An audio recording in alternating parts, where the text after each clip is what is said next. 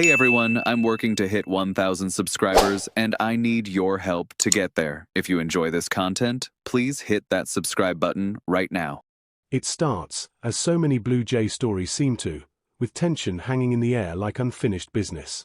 Just when it felt as though the dust might finally settle after missing out on Kyle Tucker and watching Bo Bichette slip away, the Toronto Blue Jays find themselves pulled back into the center of the storm. This time, the name on everyone's lips is Cody Bellinger, and the situation surrounding him has gone from mildly intriguing to borderline chaotic. What makes it even more compelling is that while fans argue and insiders whisper, the clock is ticking, and the Jays' next move could quietly shape the entire direction of this season.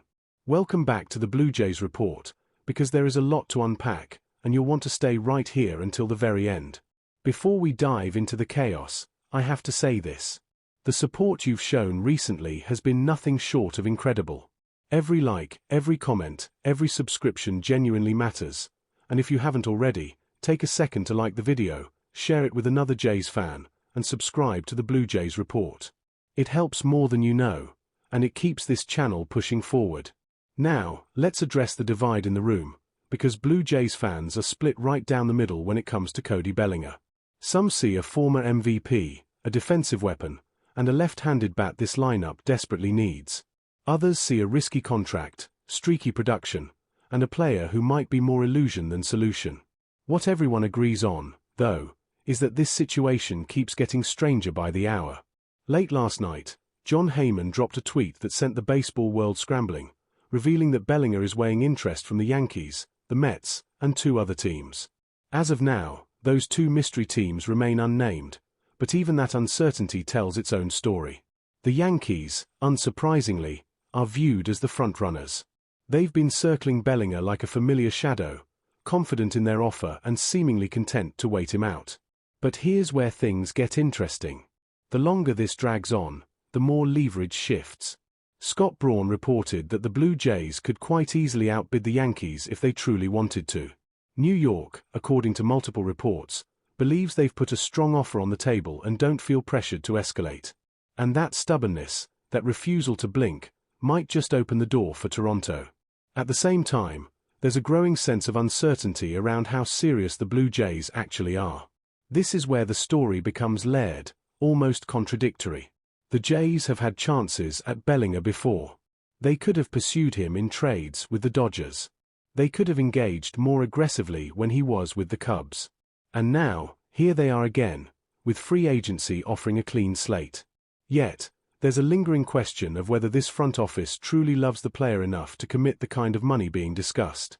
Reports from Jim Bowden and Ken Rosenthal suggested that a decision is expected within days, possibly even sooner. That sense of urgency is echoed across the league, and it's reflected in the speculation.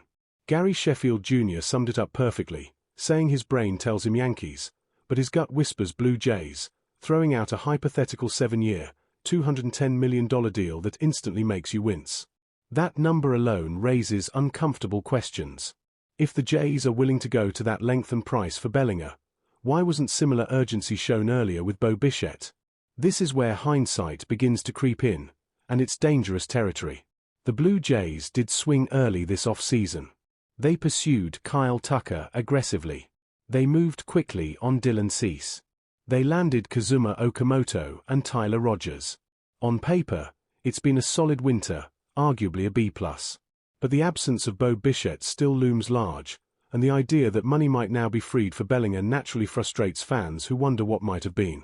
Ken Rosenthal added fuel to the fire by suggesting that the hold-up in negotiations could indicate the Yankees aren't the only serious suitors.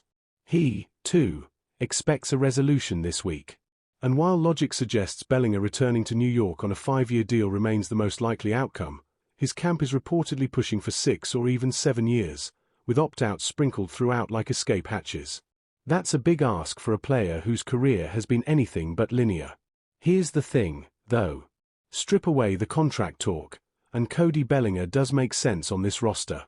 He's an elite defender, something that plays beautifully at the Rogers Center.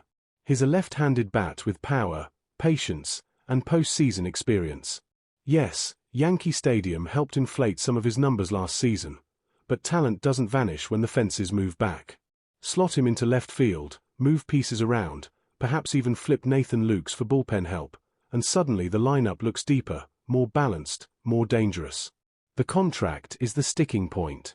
7 years at $210 million feels excessive. 6 years at $180 million still makes you pause.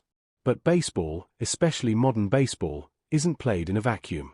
Incremental upgrades matter. Depth matters. And the Jays, whether fans like it or not, still need another bat. The question is whether this is the bat worth betting on. This is where Mitch Bannon's reporting throws a bucket of cold water on the entire situation. He acknowledged that Bellinger would be a significant upgrade, a 5-WAR player who could give Toronto the top-of-the-order lefty presence they crave. But he also noted that despite Scott Boras cryptically linking his client to the Jays at the winter meetings, Toronto hasn't appeared particularly interested. The implication is clear. Interest exists, but urgency may not. And yet, circumstances keep changing.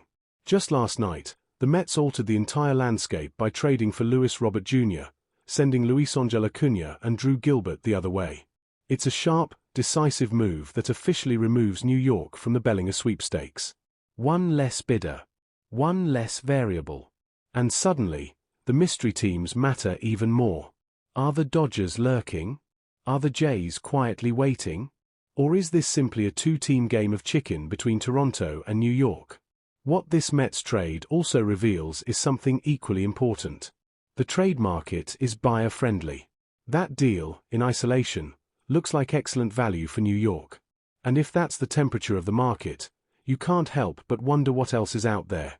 Mitch Bannon noted that the Jays have checked in on Stephen Kwan. Others have linked them to Brendan Donovan. Each of these options forces the same internal debate. Is it worth surrendering real prospect capital for what might only be a marginal upgrade over internal options like Anthony Santander or Nathan Lukes?